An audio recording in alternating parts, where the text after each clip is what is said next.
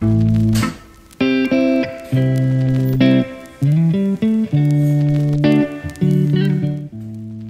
I'm going to build a shelf to start organizing this mess here. I had trouble along the way. I got glue in places that shouldn't be. But I learned a lot, and I started on the path to organizing my shop just a little bit better. Then I got revenge for all my frustrations. So without further delay, let's define the problem and get started. You might remember the mess I started with a giant partition wall in the middle, and all this. But things have really improved here.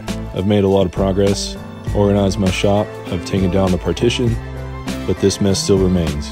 With that being said, there's nothing left to do but get started. I'll be making this project out of reclaimed wood from my sunroom remodeling project. When doing a project, you have two resources, money and time. Doing reclaimed wood like this will save you money, but it will not save you time. These are pine boards that were used for shiplap on the walls, so there's really only about 6 nails a piece in each one. Once all the nails were gone, I proceeded to clamp these together so I could make a mark to do my doweling jig. Doing this will keep the holes aligned when you put the pieces together. These long pieces proved to be precarious for me, as you saw in the intro to this video. Later on, when I glue everything together, I didn't keep the matching holes together, and so that was quite hilarious to watch in hindsight. Here I am once again using my metal chop saw to cut wood dowels to put these pieces together. And I always have a little trick for putting a chamfer on these dowels. Putting a piece in a drill and rotating it cleans them up very quickly and very easily.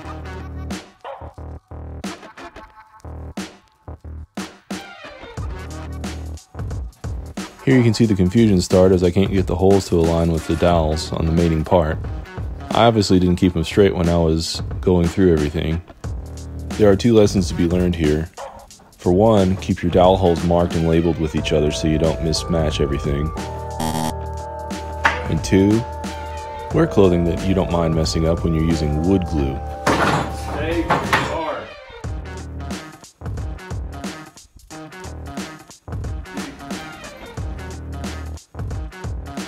I thought laying these flat would help me assemble them a little better, but I still had some issues. This tells me another tool I need is a bench vise. While I was trying to get these patterns sorted out, I managed to get glue on my shorts this time. You can see the moment of contact. And the tantrum after. I really always feel rushed when I'm doing projects like this because as the father of a 2-year-old, time is very precious. So when I actually get time for myself to do videos for this YouTube channel or for a project, I typically will do stupid things like not change into work clothes or rush things and do them imperfectly. I talk about this a lot in my router fail video as well. I finally managed to get these panels together and then get them clamped. These compose the verticals for the bookshelf. I'll be routing out some 3/4 inch slots in these to house the shelving panels as I put it all together. A lot of people might think poorly about Harbor Freight, but I actually used some of these F-style clamps from Harbor Freight that were pretty darn cheap. They actually do pretty well. They flex a little bit, so you might get some cupping or less square clamping whenever you're putting panels together, but they do a pretty good job as long as you keep an eye on things. With verticals glued up and drying, it was time to cut the shelving pieces to length. I started off with 36 inches, even though I wound up trimming them down to 34.5 when it was said and done. And I don't have a fancy table saw, or as you've seen, I have a metal chop saw that has not really a large depth of cut or throat. Therefore, I wind up using my skill saw for cutting things to length like this quite a bit. It works pretty good. Obviously, this isn't like a fancy woodworking channel where I have a saw stop in the background while I talk to you, but my portable Makita works pretty well. With all the shelf pieces cut to length, it was time to dowel these together as well. With the shorter pieces, it actually went quite a bit smoother this time.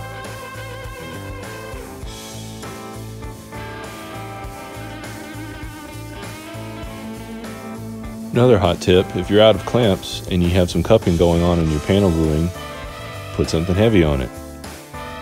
You may have noticed that I have some horizontal storage in the shop in this area that I'm trying to organize, and it's housing sheetrock panels up above. My only real criteria for this shelf is that it fits underneath that area, and so I can organize all the fertilizers and sprays and all the stuff that's stored on the floor right now currently. It's really just small item organization that I'm looking for, and after measuring I decided to go with a 6-foot height. With this bookshelf in general, I've been kind of riffing it. I had no main design, I just had a concept and a construction method, and I figured I would just kind of improvise as I go along. It turned out pretty well, just used nominal dimensions when I could. 6 foot high was what these were. So now after I cut these to their final height, I'll cut the slots with a router for the shelving to fit into. Woodworking question: are they called dados if you don't use a dado blade to cut the slot? Let me know in the comments. I've been looking for a little redemption with my router since my horrible tray that I showed my failure video for. These slots mostly turned out okay. I had the router walk away on me a little bit, mostly because I didn't have a fence on the other side as well. This all leads me to believe that I need to make a better router sled. I have ideas for an overkill router sled in the future, and I'll definitely make a video about it because I'm tired of having small mistakes like this whenever I know better. I might have said it previously, but this old palm sander from Black & Decker that I got at Walmart has served me well. I don't have an orbital sander, but I would aspire to have one eventually. But until then, this one works pretty well. I can get a full sheet of sandpaper and divide it into 4, and it gets me quite a bit of uses. I imagine it's a little cheaper than an orbital sander with the pads, but I'll have to check into it. I've seen a lot of projects here on YouTube where they slather on the glue and it drips everywhere, and I'm not entirely sure whether they wipe it off immediately like I usually prefer to do, or they let it dry. This time I let it dry, and I had to spend a lot of time hitting it with the sander. The glue was not forgiving on that. It might be if they're letting the glue harden, it might be just on hardwood and might be a lot easier to get off instead of from this cheap pine. Speaking of other YouTube channels, I always laugh to myself whenever I'm doing a lot of sanding because I think of how much Bourbon Moth loves sanding.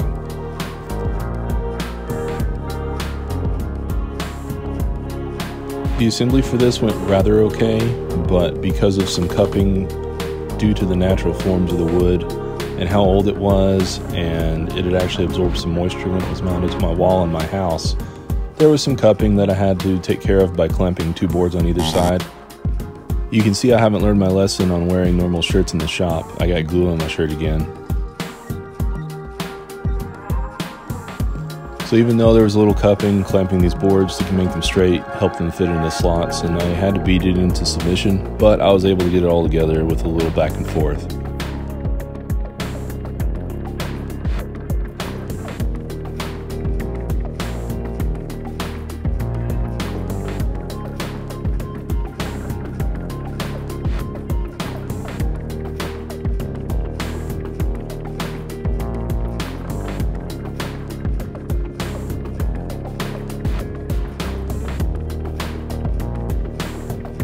Another mention for Harbor Freight is I have a nailer that I bought there that works pretty well. Considering how often I actually use an air nailer, it works pretty well for me. And it's a lot less expensive than buying like a Bostitch or a Hitachi or Milwaukee, whatever. I think if you're selective about Harbor Freight tools, you can find some really great stuff. And if you keep in mind how often you're going to use said tool, you can get a lot of good things that'll last you a long time. I have a buffer that I bought almost 16 years ago, and it still works as far as I know. I put a nailing board on the top back end for this assembly so that I could screw it into the wall and keep it from moving. This piece was out of poplar.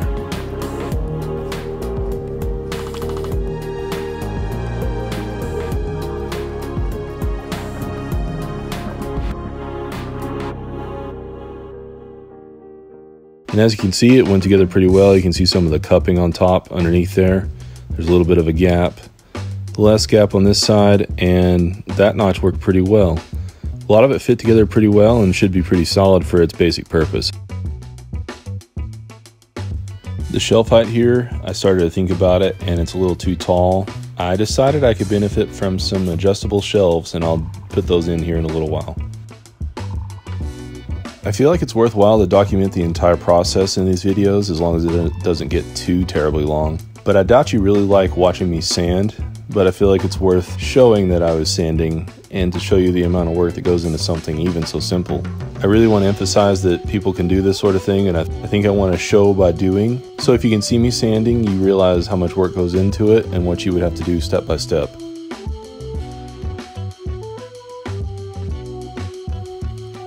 After I was satisfied with all the sanding, I decided to blow all of it off in preparation for paint later and take a drink.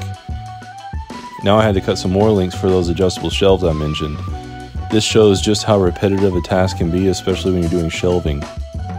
With a little foreshadowing for the finish, these shelves will actually be covered in teak oil versus the spray paint I'm going to use later. And yet one more time I had to join these together using the doweling process. Normally a bookshelf like this would probably be made with plywood, and that would make things a lot easier. You wouldn't have to join multiple pieces of wood together. But this process is illustrative of using, like, say, hardwood, where you wouldn't be able to get large enough pieces and you'd have to join several together to create planks.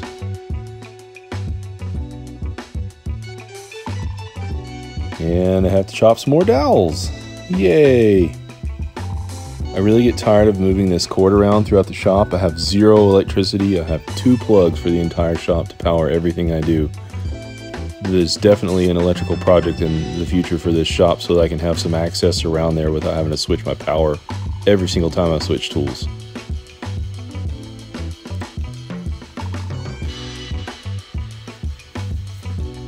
And just like before, I'm joining these 2 pieces with dowels. Worked a lot easier this time because I've done it several times at this point.